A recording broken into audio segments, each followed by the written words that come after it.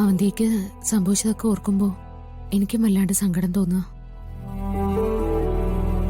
പാവം, നമ്മുടെ സന്തോഷത്തിന് വേണ്ടി ഇതെല്ലാം ചെയ്ത് എന്നിട്ട് ഇങ്ങനെയൊക്കെ ആയി പോയല്ലോ. നമ്മൾ വിചാരിക്കുന്നതല്ലല്ലോ ജീവിതത്തിൽ നടക്കുന്നത്. ഞാനൊരു കാര്യം ചോദിച്ചോട്ടെ? ഇപ്പോ പെട്ടെന്നെന്താ അമ്പലത്തിൽ വെച്ചിങ്ങനെ താലി പൂജിക്കണമെന്ന് ഗൂഗിളിന് തോന്നിയത്? അത് ആ അമ്പലത്തിൽ അങ്ങനെ ഒരു ചടങ്ങുണ്ടെന്നും അവന്തിക പറഞ്ഞപ്പോ. അതുകൊണ്ട് മാത്രാണോ? പറയൂ ഗൂഗിൾ. അല്ല, അങ്ങനെ ഒരു ഈശ്വരാധീനം കൂടി ഉണ്ടെങ്കിൽ നല്ലതാണെന്ന് തോന്നി. നമ്മൾ ഒരുപാട് ഇഷ്ടപ്പെടുന്ന കാര്യങ്ങൾ ഒരിക്കലും കൈവിട്ടു പോകരുതെന്ന് ആരായാലും ആഗ്രഹിക്കില്ലേ? ഈ വീടിന്റെ ഐശ്വര്യമായി എന്റെ മോളുടെ അമ്മയായി താൻ എന്നും ഉണ്ടാവണം സമൃദ്ധ. എന്റെ മോളുടെ അമ്മയോ? അതെന്താ ഗൂഗിൾ അങ്ങനെ പറഞ്ഞേ?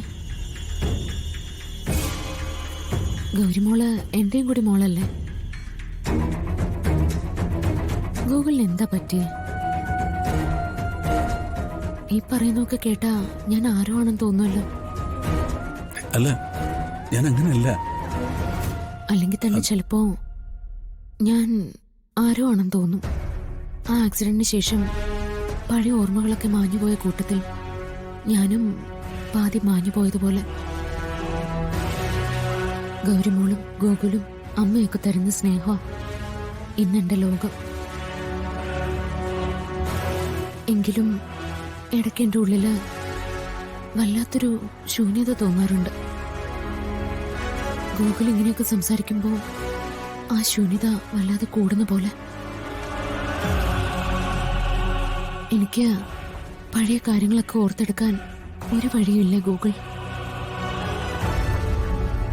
നഷ്ടപ്പെട്ട ഓർമ്മകള് എനിക്കിനി ഒരിക്കലും തിരിച്ചു കിട്ടില്ലേ?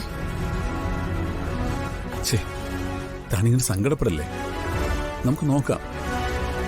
പഴയ സമൃദ്ധ എങ്ങനെയായിരുന്നു, എന്തായിരുന്നു, എല്ലാം എനിക്കറിയണം ഗൂഗിൾ.